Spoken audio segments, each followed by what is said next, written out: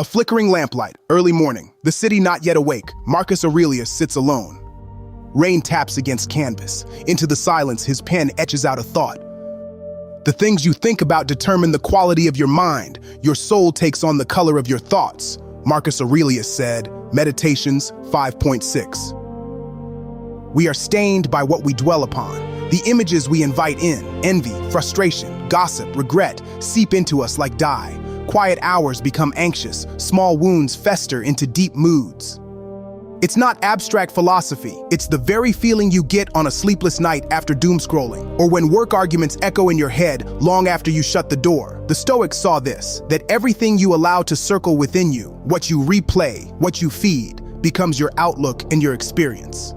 If your mental radio is tuned all day to what's missing, to who's succeeding while you stall, then your life grows colored by resentment. If you fixate on every slight, every should have done, shame paints your entire horizon. But if you choose curiosity or gratitude or just the effort to begin again, the soul's canvas changes. Not overnight, but with every thought you allow to linger, the tone shifts. Look inward. Don't let the special quality or value of anything escape you, Marcus Aurelius said, Meditations 7.59. The outer world is loud, notifications, schedules, people calling your name. Most days, it's easier to react than to reflect. Yet Marcus whispers, don't let what's precious slip by unnoticed. Not in others, not in the world, not in yourself. It means pausing before you fire back in frustration. It means seeing the tired kindness in a friend's voice, even when your mind is somewhere else. It means noticing, really noticing, when you're the one being stubborn, or when you surprise yourself by choosing patience instead of anger. Beneath the noise, there is always something worthwhile, waiting for your attention. If you can look inward before launching outward, you'll catch the small miracle, the shift from mindless reaction to mindful presence. No grand gestures, just a slow habit of noticing, and with each moment of noticing, awareness deepens. The properties of a rational soul: it sees itself, it shapes itself, it makes itself whatever it chooses to be, it reaps its own harvest. Marcus Aurelius said, Meditations 11.1. Freedom isn't granted by luck or circumstance, it's born from within. Marcus knew this truth lying on battlefields and palace floors. The animal spirit reacts, fights, runs, wants, but a human spirit, once awake, can step back, see itself, and choose, not instantly, not perfectly, but persistently. In the world of today, where it seems like everything is determined for you, algorithms serving up distractions, jobs demanding you become someone you're not, these words sound radical. You are not set in stone. Who you become is up to what you train yourself to attend to what you refuse to let go unquestioned. The harvest, whether sour or sweet, will be yours to reap alone. That power is solitary, also quietly exhilarating. Epictetus, born a slave, felt chains most of us can only imagine. He begins his teaching not with freedom, but with the mind's unique gift. Of all the faculties, you will find not one which is capable of contemplating itself, and therefore not one which is capable either of approving or disapproving. How far does the grammar faculty possess the power of contemplating? Only so far as to judge about language. But how far does the faculty of reason possess this power? It contemplates both itself and everything else. Epictetus said, Discourses 1.1.1. Every animal can sense hunger or danger, but self-awareness, reason inspecting itself, is rare. It's the quiet superpower no one can take from you.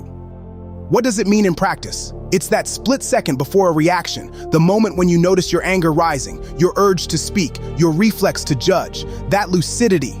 I see what's happening here. Do I want to go along with it? Can change everything. It's available in hard conversations, pointless meetings, family fights, scrolling through comparison online. Every moment you remember to ask yourself, what am I really thinking? What am I about to say? And is it worth it? That's being awake.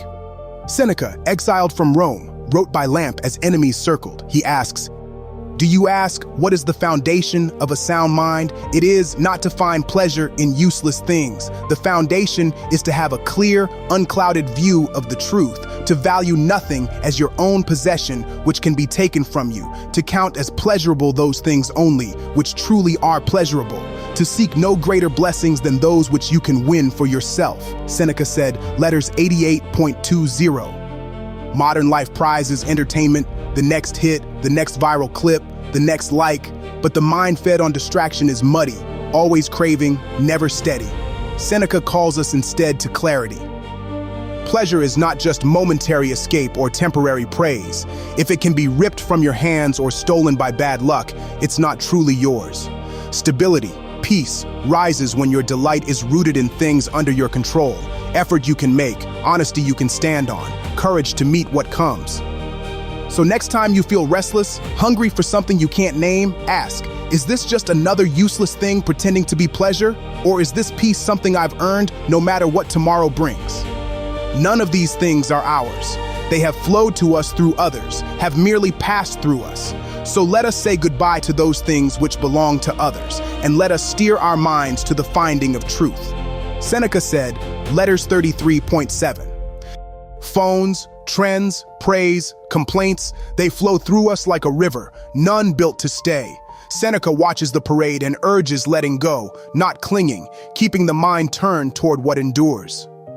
This passage feels almost subversive now. Everything around us tempts us to possess, to collect, to hold tight. But chasing what can't last always ends with disappointment or regret.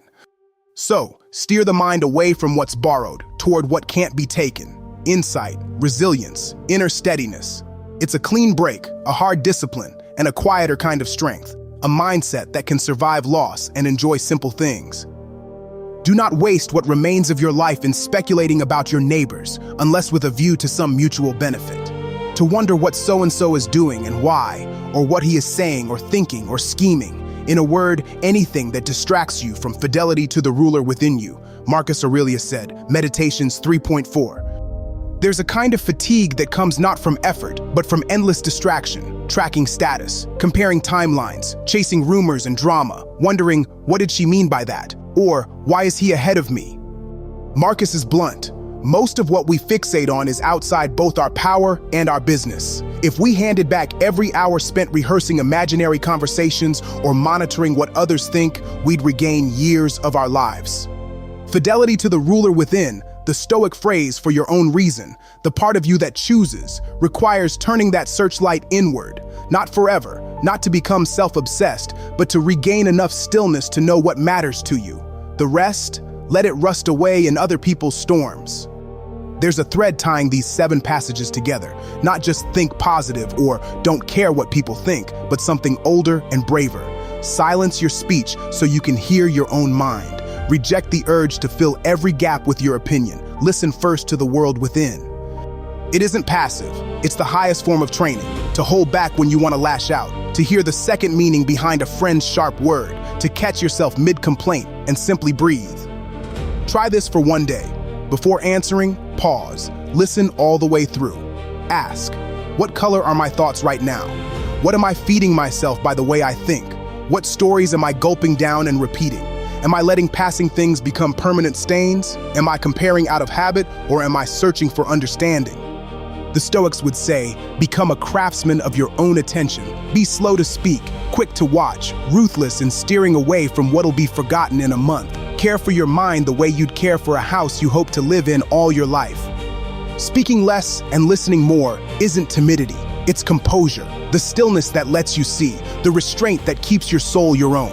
In the chaos of now, maybe that's as radical as it gets. If the quiet of these words stays with you, more stories are waiting for you here. Sometimes the hardest voices to hear are our own.